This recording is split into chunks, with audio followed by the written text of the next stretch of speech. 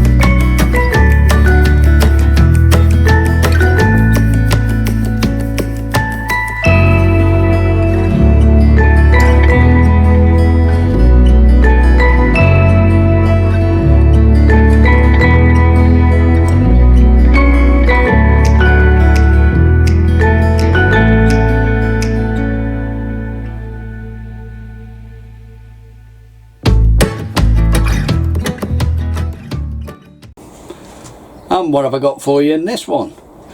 Well, hang on a minute before we go any further. Do you like the COVID haircut? There's nowhere open, obviously, to get your hair cut at the moment, and it was starting to really do me head in that it needed cutting. And my wife grooms the dogs. Yes, you're ahead of me on this one, aren't you? Yeah, you can see what's coming. And I said to her, get the clippers and just take it all off. And she went, no, I won't do that. And my daughter suddenly stepped up and said, I'll do it. I mean, she's not a trained hairdresser, a barber or anything. She just says, oh, I'll do it. And so I think she's done, say so myself, I think she's done quite a good job. I feel a lot better for it, that's for sure. So what else? What have I got for you in this one? Well, I've got some leeks that need to go out. I've got some beans that I need to get out, and my sweet corn needs to go out. So we get and do that. And as is always the case with me, there's other odd little bits and pieces that will no doubt be in there. Hope you're all keeping well, keeping safe, looking after each other. So without further ado, let's crack on. Thanks a lot.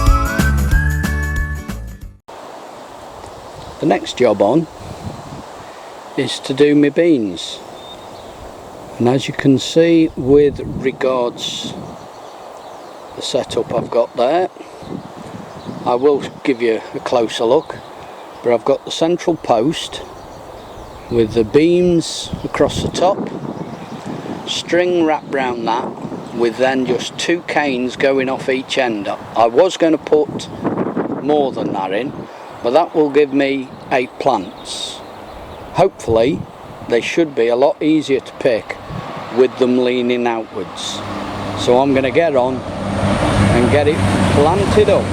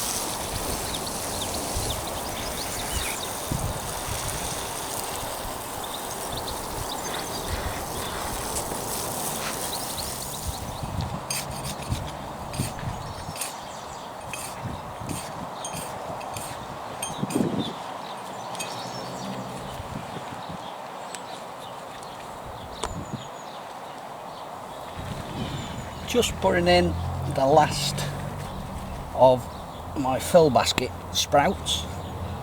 I've then got some more to go in either side. The variety is brilliant.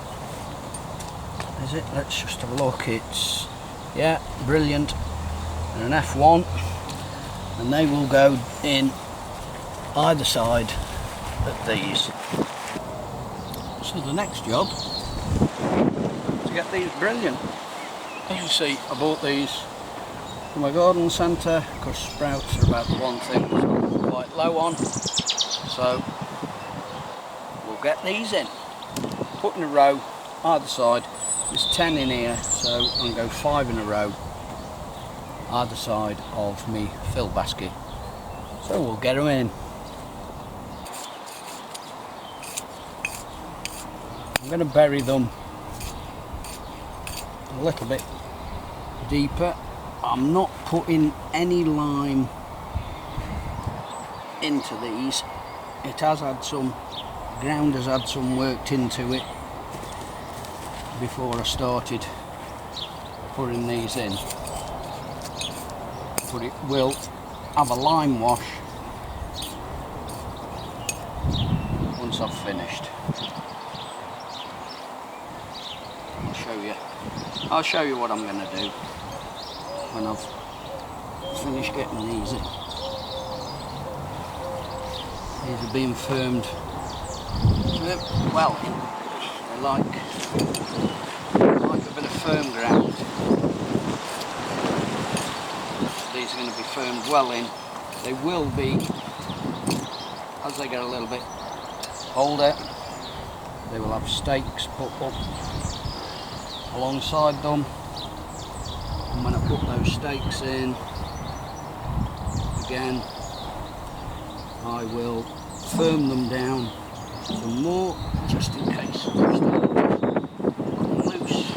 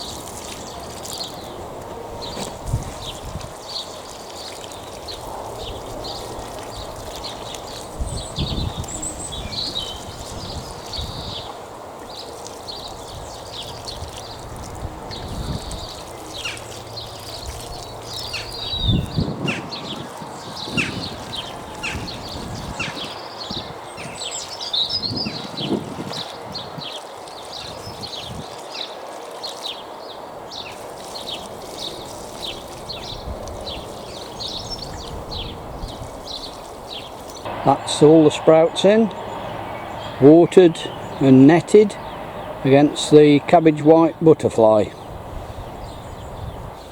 Right, next job on, sweet corn. The variety is Lark. They were sown 31st of the 3rd. There's, I don't know why, there's just one little one over there, but once I get these all in, they'll all catch up anyway. So that's going to be the next job for me, getting planting these out. While I plant these out, I've got a little video for you to watch of an irrigation experiment that I'm doing with regards to some tomatoes in the greenhouse. So you get and watch that, and I'll get these planted out. I'm going to try a little bit of a experiment, really, different way of watering some tomatoes in this greenhouse. I normally use the bottle, cut down bottle with a hole in the bottom. That goes into the bucket that I grow them in, because I use I think they're about 3 gallons, something like 14 litre buckets. That's the sort of thing I use, and with that in there, you get the picture. That's what I normally use, and that system has stood the test of time. I've got to be honest, I've never had any problems. It's always been good. The reason me using this bottle like that is that when I water, I know that every plant is getting the exact same amount of water each and every time. Simple as that. But I'm going to try something different. I'm going to go with a, well, I'll spin you around and show you what I'm working on. So what I'm doing this time round is I'm doing a self irrigation system. I'm taking my normal bucket, and what I've done is, see the letterbox cut? Normally, as you can see, the normal ring of holes I have round the outside with one in the middle. And what I've done is, you can probably see better there, I've just drilled a series of holes, cut them to join them up, and then cut a strip of capillary matting. Those are in true Blue Peter fashion. Here's one I made earlier with that hanging out the back,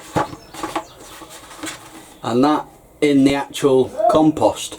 The idea will be, obviously, as I fill this with compost, that will stay in the middle of the compost with the tomato plant in the middle, and then the capillary matting will wick water from out of the gravel tray.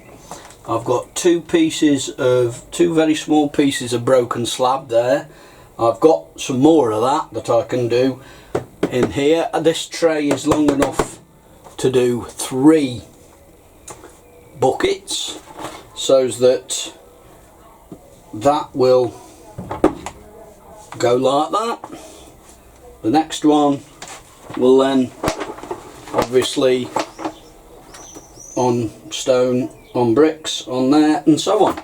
And the good thing about it is, and I've stumbled across this by accident, is there's still plenty of room for, shall we say, one of my normal buckets to go at the front.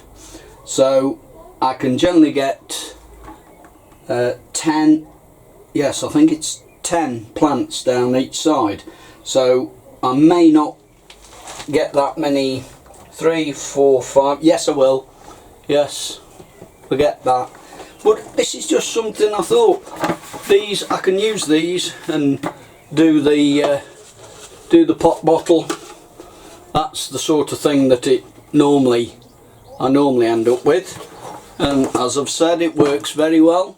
But this is just something that I want to have a go at, and I do all my watering and feeding obviously in the gravel tray, and then it'll just wick through the capillary matting straight into the bucket.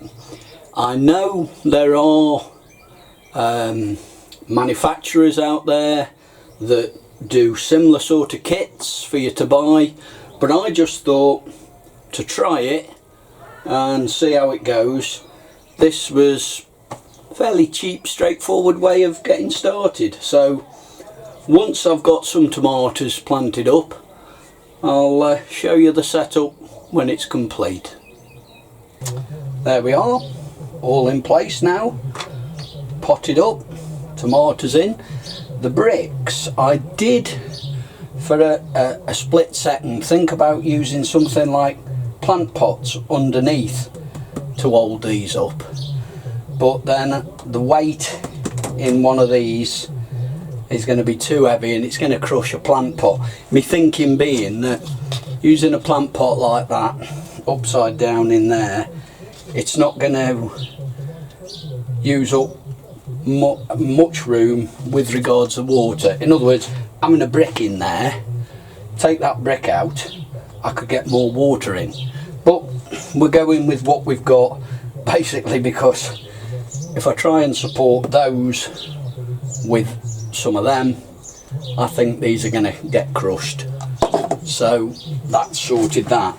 Now what I've also done, I wasn't planning on doing this, but the old grey matter got going and I thought, why not?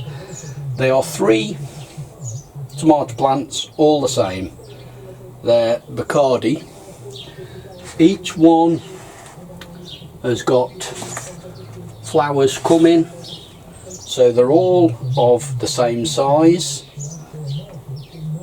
So there isn't any particular one that's got a head start over the other.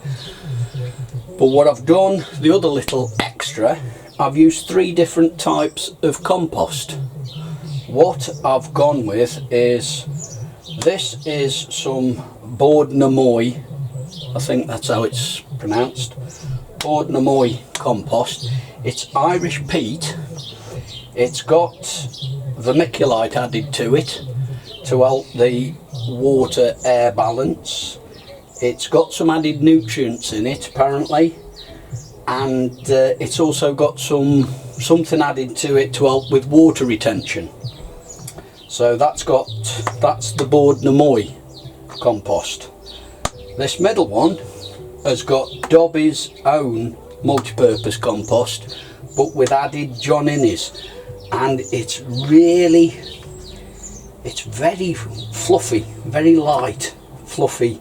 It's quite nice.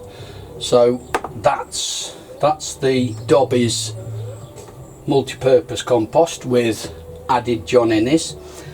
This is the Dalesford wool compost, the peat free. So we're trying that. I have got other tomatoes in the other greenhouse that are in that, and I've also got different varieties of tomato in them, but this way I'm thinking 3 tomatoes, same variety, same size buckets, all being fed and watered the same way, but 3 different types of compost, and we'll see how they go. So that's another little bit of an experiment. Those of you that subscribe to me regular will probably know that I'm a bit of a one for going off on tangents and trying things, and I've got the peat free. The other 2 composts are new to me. I've never used them before. I was in Dobby's a few weeks back and I bought a bag of that compost, and a few days ago I was in another garden centre that had this Board Namoy, so I bought a bag of that. Again, just experiment with, really, see what's what. So that's me tomatoes all potted up and done in this experiment. I shall get on and do the rest that will go here along with the cucumbers, and there'll be some more tomatoes and cucumbers put in where the camera currently is at the moment.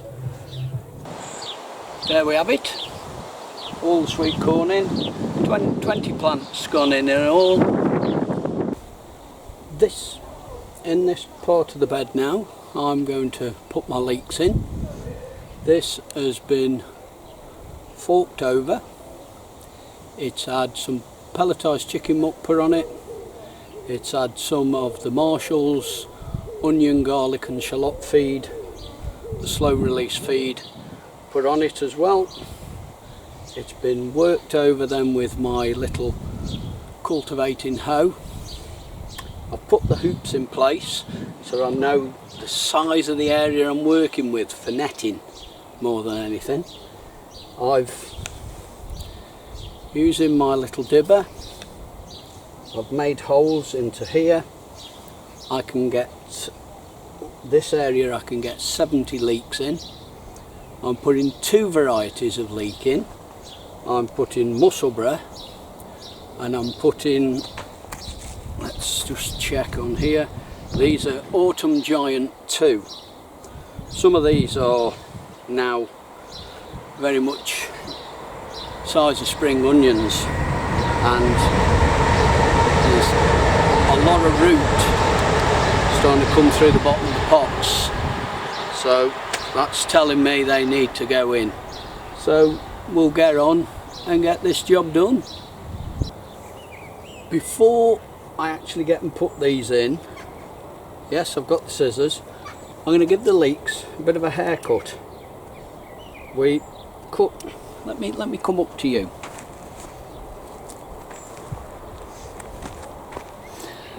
There you go. And then just cut the roots down. It's not necessary, but I've found it makes planting them a little bit easier, because there we go, they're all trimmed down, and because I've made a hole with the dibber, it's about 6 inches deep. These will go in with them now, the roots cut down, they'll go in a lot easier.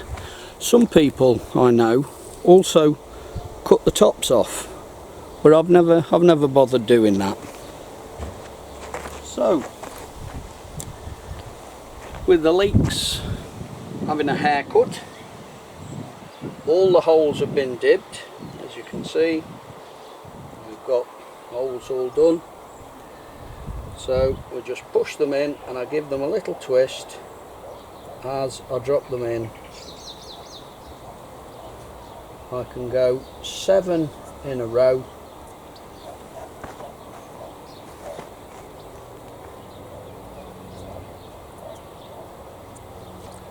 And I've got 10 rows to plant up. Just twist them as I put them in. This helps to make sure the roots have gone down into the bottom. And I don't cover them up. The roots, the soil will close in around that as they're watered. So let's get and put the rest of these leeks in. One thing I will say, putting these leeks in, there's a lovely onion smell. Hey, such simple things, please, people. Eh? There's a lovely smell. Oh, lovely. Really nice smell of onions.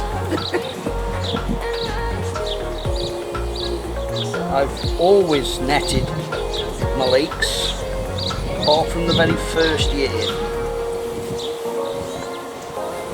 First year that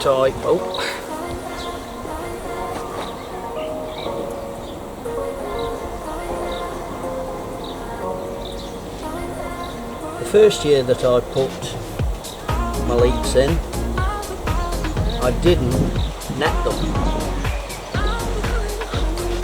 And I got allium fly, and it completely ruined the entire harvest. They wouldn't have been fit to feed to pigs, to be honest. It really did ruin them. And every year since then, I've always made sure they've been netted.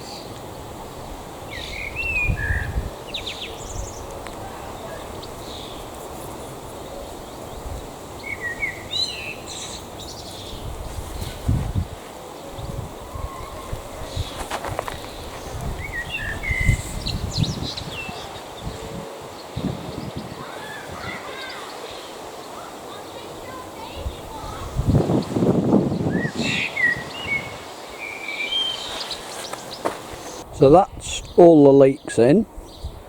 Now it's just a simple job of getting them, water them, and then get them netted.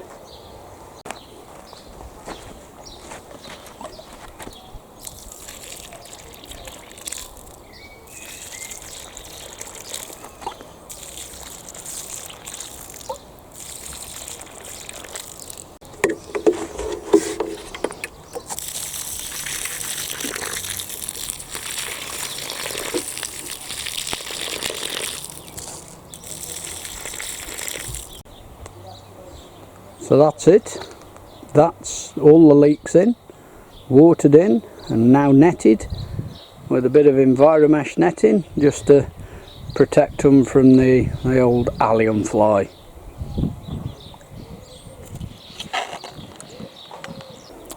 Well, that's it for this one. Thank you all very much for watching. Really is very much appreciated. If you like what you see, please give it the thumbs up. Give it the thumbs down if you want, I don't mind. If you leave a comment, I'll get back to you. I'll guaranteed always reply to my comments. And if you really think it was super mega ace, brilliant, superb, whatever, and you want to subscribe, please feel free to do so. That would really be appreciated. The little bit of video with regards to me putting the sweet corn and the sprouts out, I honestly didn't know what that was going to come out like. It's a bit short and sweet, that is, because on the day I did that it was very windy, and I honestly thought that you wouldn't hear anything I was saying, so I will admit I have had to cut quite a bit out from the filming of that for that reason, the fact that you can't hear a lot of what I'm saying.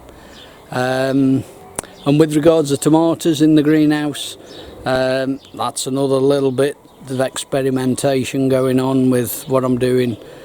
So we'll see how that goes. I have got some tomatoes that I want to put out on the plot. I've got, with regards the plot itself, I have got some other flowers to put out. I've got some sunflowers, pumpkins, courgettes. They've all got to be put out yet, so that'll no doubt be in another video. So thank you all once again for watching. Stay safe. Got the dog's teeth in. Stay safe, look after yourselves, look after each other, and I'll see you in the next one. Thanks a lot. Ta-ra a bit.